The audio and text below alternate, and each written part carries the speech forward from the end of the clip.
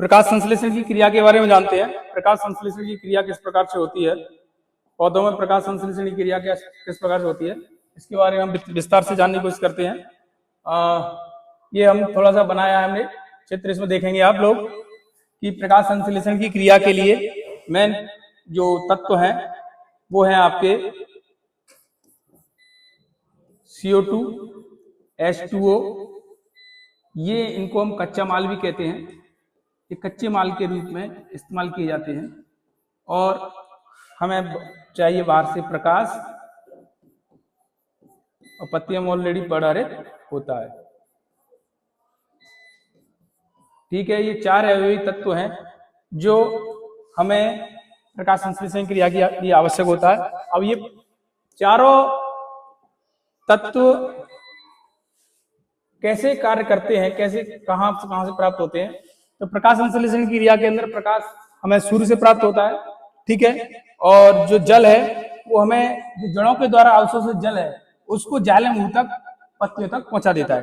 ठीक है, उसके बाद में कार्बन डाइऑक्साइड है, वो कार्बन डाइऑक्साइड गैस इस वायुमंडल से पत्तियों तक पहुंच जाती है। ठीक है, और दूसरा रहा पराहरित पत्तियों में पाया जाता है, जिसकी वजह से पौधों की पत्तियां हरी होती हैं। और ये पराहरित का कार्य क्या है, ये पराहरित क्या करता है, सूर्य के प्रकाश को पत्ती के अंदर अवशोषित करता है, कोशिका के अंदर तक पहुंचाता है। ठीक है, अब इस प्रकाश संश्लेषण क्रिया के लिए चार तत्व आवश्यक हो गए, और ये हमें कौन कौन सा तत्व कहां से प्राप्त होता है ये भी हमें मालूम हो गया। तो प्रकाश संश्लेषण की क्रिया के अंदर ये हमारे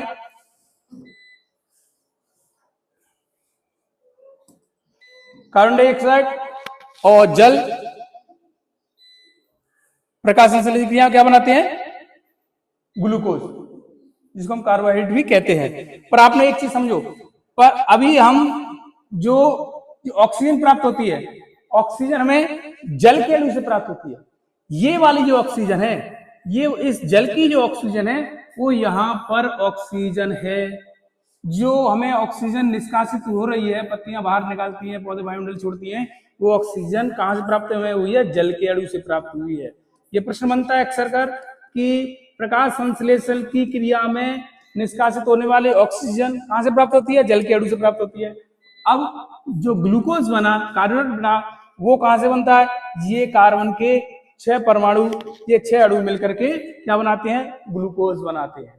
ये ग्लूकोज बनता है, कार्बोहाइड्रेट बनता है, वो कार्बन डाइऑक्साइड से बनता है, और जो जल का जो ऑक्सीजन गैस निकलती है वो जल के अणु से निकलती है। ये महत्वपूर्ण क्वेश्चन ये है कि ध्यान रखना, ये क्वेश्चन अक्सर कराते हैं, तो उनसे पूछा जाएगा कि प्रकाश संश्लेषण क्रिया में जो ऑक्सीजन प्राप्त होती है वो कहां से प्राप्त होती है, जल के अणु से प्राप्त होती है। ये ऑक्सीजन जल के अणु वाली ऑक्सीजन है।